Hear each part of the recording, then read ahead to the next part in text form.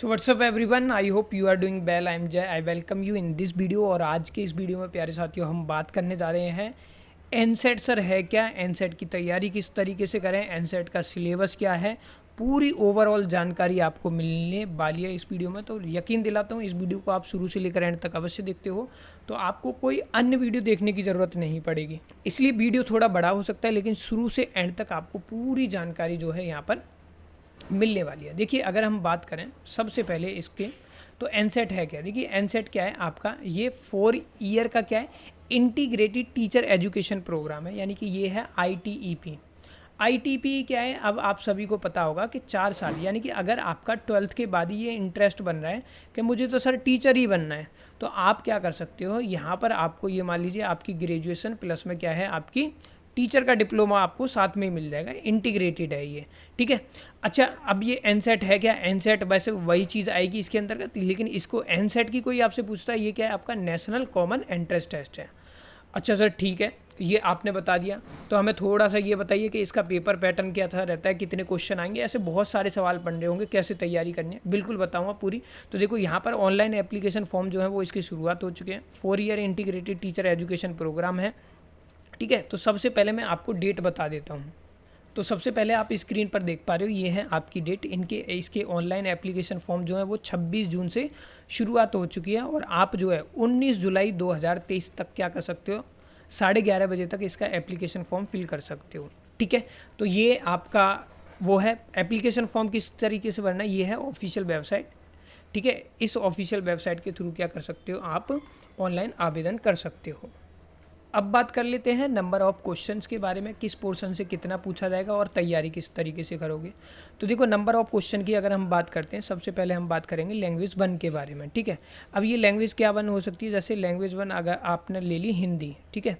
English medium वाले English भी ले सकते हैं, ऐसा कोई दिक्कत नहीं, आप लैंग्वेज 1 में हिंदी ले सकते हैं और लैंग्वेज 2 में आप इंग्लिश भी ले सकते हैं, ठीक है। तो ये आप पर डिपेंड करेगा। लेकिन लैंग्वेज की अगर हम बात करें तो 20 नंबर की फर्स्ट लैंग्वेज आएगी, 20 की एक आएगी, यानी कि कुल मिलाकर अगर मैं बात करूँ तो 40 नंबर की आपकी लैंग्वेज बन जाती है, ठीक है। भाषा से क्वेश्चन आएंगे, जैसे कोई बच्चा हिंदी ले लेता है पहले, ठीक है, तो हिंदी अगर आपने ले ली तो हिंदी आएगी आपकी 20 नंबर की। जिसने इंग्लिश ले रखी है, इंग्लिश भी आएगी आपकी 20 नंबर की, ठीक है।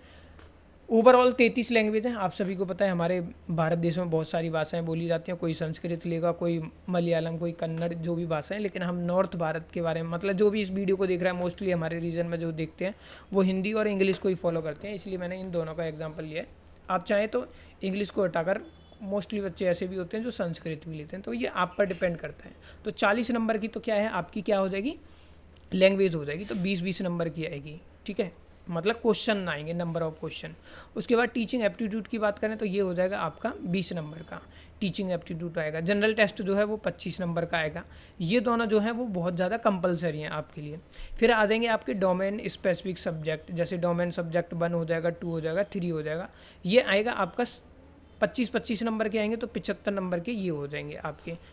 टोटल क्वेश्चन की बात करें तो 160 क्वेश्चन जो है वो आपके आएंगे इसमें, ठीक है।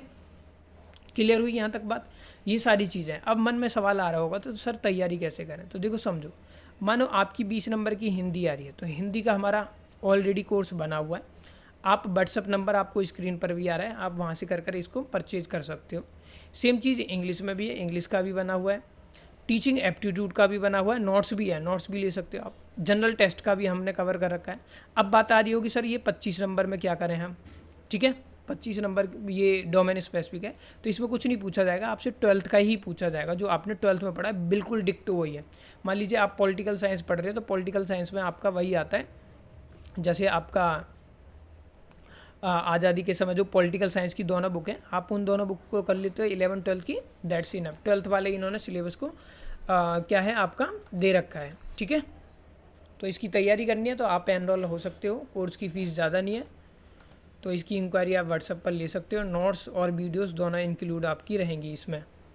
तो ये बात होगी क्वेश्चंस की। अब आते हैं कि सर पेपर किस तरीके से होगा, यानी कि पेपर ऑनलाइन होगा, ऑफलाइन होगा, और MCQ क्वेश्चन आएंगे या सब्जेक्टिव। तो देखो यहाँ पर देख लो, मोड ऑफ टेस्ट की बात करें तो कंप्यूटर बेस्ड CBT बेस्ड रहेगा। यहाँ पर टेस्ट ऑफ पैटर्न की बात करें तो मतलब MCQ क्वेश्चन ही आएंगे आपके, मीडियम क्या है, कोई भी ले सकते हो आप। इंग्लिश मीडियम के तो अपना इंग्लिश मीडियम चुन सकते हो, हिंदी मीडियम वाले हिंदी मीडियम कर सकते हैं। लेकिन कन्फ्यूज़न रहती है, देखिए कभी भी मीडियम के अगर आपको कन्फ्यूज़न होती है, हिंदी कभी चेंज नहीं होगी, इंग्लिश कभी चेंज नहीं होगी, बाकी अदर क्वेश्चन जो है वो आपके चेंजेबल होते हैं, ठीक है। तो ये है। उसके बाद मेन चीज़ आ रही होगी लैंग्वेज में पूछा क्या जाएगा। तो देखो मेन चीज़ यही है, रीडिंग कॉम्प्रिहेंशन आएगा, वोकेबलरी आएगी जिसमें एंटोनियम है, सिनोनियम है, ठीक है। ये सारी चीज़ें आपको पूछी जाएगी। जो डोमेन स्पेसिफिक हैं, जो अभी आपको मैंने बताया सब्जेक्ट डोमेन 1 है, 2 है, ये इसमें क्लास 12th का सिलेबस आएगा ओनली, अभी बता दूंगा। जो जनरल टेस्ट पार्ट है उसमें आपका कुछ नहीं आएगा। जनरल नॉलेज है, करंट अफेयर है, जनरल मेंटल एबिलिटी है, न्यूमेरिकल एबिलिटी है, क्वांटिटिव रीजनिंग है, लॉजिकल है, एनालिटिकल रीजनिंग है, ये सब आपसे पूछा जाएगा। तो ओवरऑल क्वेश्चन की बात करें तो एमसीक्यू क्वेश्चन आपसे पूछे जाएंगे। अब आप में से कन्फ्यूजन आ रहा होगा सर इसको क्लियर कर लेंगे तो कॉलेज कहाँ पर होंगे। तो कुछ नहीं है, जैसे दिल्ली में आप देखोगे तो माता सुंदरी कॉलेज है फॉर वुमेन है, दिल्ली में और भी है, श्यामा प्रसाद नेहरू कॉलेज है, ऐसे बहुत से हैं। इसकी लिस्ट आपको बनी हुई है, तो इसमें सीट्स की भी नंबर आपको दे रखे हैं, ठीक है। यहाँ पर आप देख सकते हो। और भी हैं, आप अदर से हैं, जैसे महाराष्ट्र से, कोई मध्य प्रदेश से है, कोई कश्मीर का है, तो यहाँ पर देख सकते हो उस एरिया के उसमें प्रोस्पेक्टस में ये सारी कॉलेजेस जो हैं वो गिवन है। अब कुछ आप में से पूछोगे सर पेपर कहाँ पर होगा, कहाँ सेंटर पड़ेगा। तो जो भी आपका है ऑल इंडिया में सेंटर्स इसके अवेलेबल हैं, ठीक है। इंग्लिश हिंदी जिसमें भी आप देना चाहते हो तो घबराने की दिक्कत नहीं है। जैसे इंग्लिश है तो ऑल एग्जामिनेशन सेंटर आपको मिलेंगे, हिंदी इंग्लिश वाले हैं तो all exam centre in India में मिलेंगे। बाकी अदर आपकी अदर देन लैंग्वेज है तो आप प्रोस्पेक्टस को फॉलो कर सकते हो। मानो आप दिल्ली के बच्चे हो तो दिल्ली में क्या है, आपको इंग्लिश हिंदी देखने को मिल जाएगी, ठीक है। फिर उसके बाद आती है एजुकेशन क्वालिफिकेशन के बारे में कुछ पूछते हैं। तो कोई इसमें सबसे पहले एज के बारे में बात कर लेते हैं। एज तो कोई भी एज लिमिट नहीं है, सबसे मेन चीज़ तो है। और यहाँ पर इन्होंने बताया हुआ है कि 12th इक्विवेलेंट जो है, मतलब एग्जामिनेशन होना चाहिए, 12th पास होना चाहिए। इसके अलावा इनमें से भी आपके पास कोई भी वो है, ठीक है, तो भी आप इसके लिए क्या कर सकते हो, आप अप्लाई कर सकते हो। ये स्क्रीन पर देख पा रहे हो, ठीक है। फिर सवाल आता होगा कि सर क्या अपेयरिंग भी कर सकते हैं। हाँ बिल्कुल, अपेयरिंग स्टूडेंट्स भी इसमें अप्लाई कर सकते हैं जिनका रिजल्ट नहीं आता है, और रिजल्ट आ गया है आपका तो वेल एंड गुड है। अब पूछेंगे कुछ कि सर एग्ज़ाम कब होगा। तो देखिए एग्ज़ाम की अगर हम बात करें, इसका ऑफिशियल प्रोस्पेक्टस के अकॉर्डिंग आपको अपडेट कर दिया जाएगा। ऑनलाइन ही एग्ज़ाम होगा, लेकिन शिफ्ट 2 में रहेगा। शिफ्ट 1 और शिफ्ट 2 में होगा। शिफ्ट 1 जो रहेगी वो 9 से 12 के बीच में है, और दूसरी शिफ्ट जो रहेगी वो 3 से 6 के में। तो इसका मतलब क्या है, 180 मिनट मिलेंगे आपको, यानी कि 3 घंटे का पेपर होगा आपका, ठीक है। एग्ज़ाम जो है वो मल्टीपल डेज चलेगा, ऐसा ज़रूरी नहीं है कि सेम ही डे हो, ठीक है। 2 शिफ्ट्स इन अ डे, क्योंकि ये नंबर ऑफ़ कैंडिडेट पर डिपेंड करता है सारा। तो ये है कुछ इंपॉर्टेंट ओवरऑल जानकारी। अगर आपको अभी भी कुछ लग रहा है कि कुछ रह गया है तो आप इंक्वायरी कर सकते हैं। एप्लीकेशन फॉर्म किसके लिए कैसे भरना है, तो रजिस्टर पर आपको आना होगा, जहाँ पर जैसे ही आप क्लिक करोगे इसके बाद यहाँ पर आपके सामने ये रजिस्ट्रेशन ओपन हो जाएगा। जैसे ही रजिस्ट्रेशन करेगा यहाँ पर ये डाउनलोड इन्फॉर्मेशन बुलेटिन के लिए बोलेगा। आप क्या कर सकते हो, यहाँ पर इस पर क्लिक कर और अपना फर्दर प्रोसेस जो है अपने एप्लीकेशन को फॉर्म फिल कर सकते हो। जैसे कैंडिडेट नाम है, लोकेलिटी है, ये सारा फिल कर इस तरीके से ओवरऑल ये है। तो पूरी जानकारी आपको मिल चुकी होगी। फिलहाल इसके अलावा भी आपको लग रहा है कि सर मेरे को ये कन्फ्यूजन है, तो आप कमेंट कर पूछ सकते हैं। फिलहाल आज के लिए इतना ही। Thank you for watching.